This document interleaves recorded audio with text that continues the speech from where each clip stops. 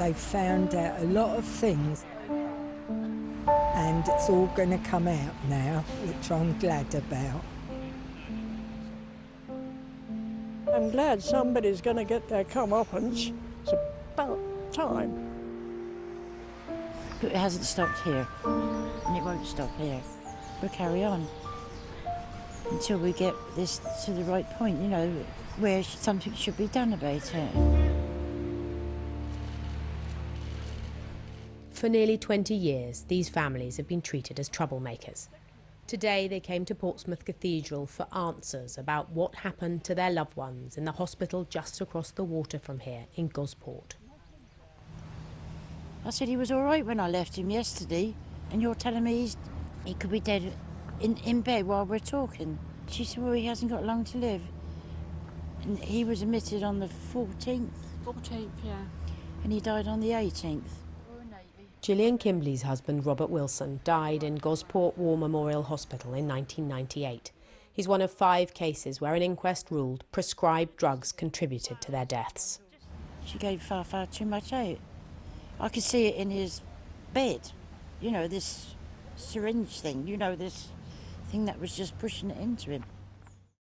The independent panel's report is shocking.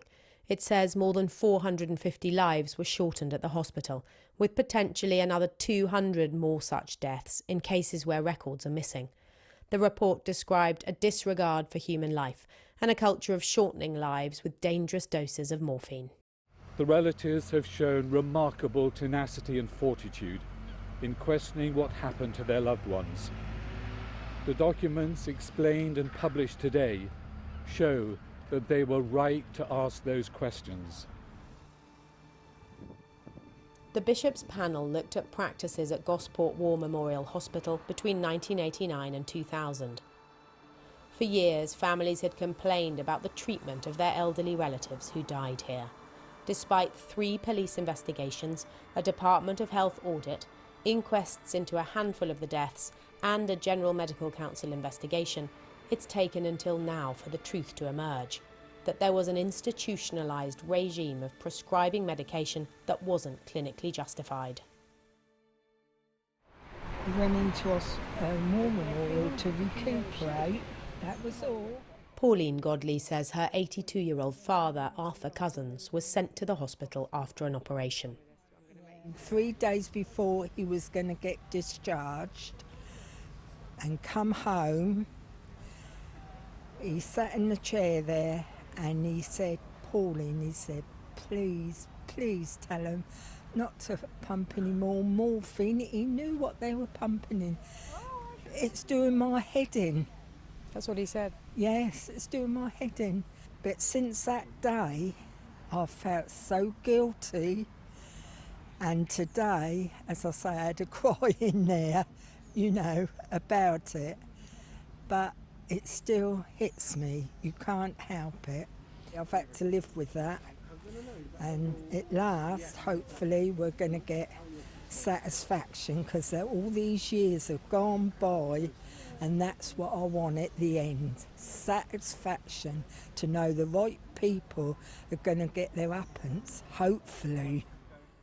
Dr. Jane Barton, a GP who worked part-time as a clinical assistant at the hospital, was responsible for the practice of prescribing on wards throughout this period.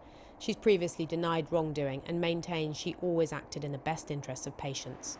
Much later, in 2010, the General Medical Council found her guilty of multiple instances of serious professional misconduct. She wasn't struck off, and she chose to retire straight after.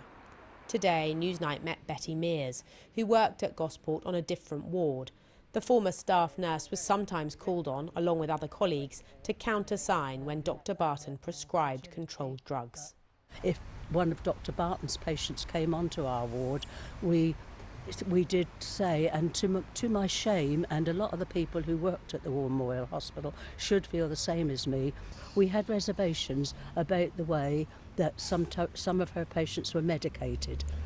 And did you raise any of your concerns at the time? Did you talk to anybody about it? Only with my own colleagues on my ward, I'm ashamed to say. We didn't. You know, why I have questioned that in myself, that because we did say, oh, you know, patient Dr. Barton's coming in, and we hoped that she wouldn't put them on anything too heavy.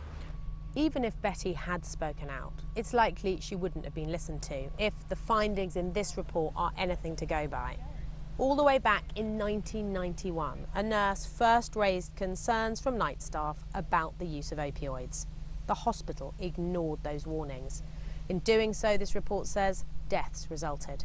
The documents handed over by those nurses were hidden away for more than a decade, which meant when the police and the General Medical Council began to investigate the hospital, neither authority was told that nurses had first flagged this up years before. Nothing I say today will lessen the anguish and pain of families who have campaigned for 20 years for justice after the loss of a loved one. But I can, at least on behalf of the government and the NHS, apologise for what happened and what they have been through. Despite what families may think, the report says there isn't evidence to support collusion or conspiracy, but it doesn't offer up any answers as to why these drugs were overprescribed. And you obviously choose your language very carefully, but looking at it, reading it, institutional practice of shortening lives through the wrong use of opioids looks like people being killed. And I have to choose my words. Why? Because of what might follow, because nothing that I say must affect what proceeds. And if there is to be justice beyond this, then we all need to be very circumspect. For Gillian Mackenzie, the woman whose complaint to the police about her mother's death started the long journey to this point, only criminal proceedings will satisfy. It's about time, to put it mildly, and they'll have to look at it in more detail. They'll have to bring 15 of the strongest cases into the criminal court, because that's where it deserves to go, whether that's my case or not. And as far as I'm concerned, they've got to get a conviction for all the rest of the families who also have a genuine case.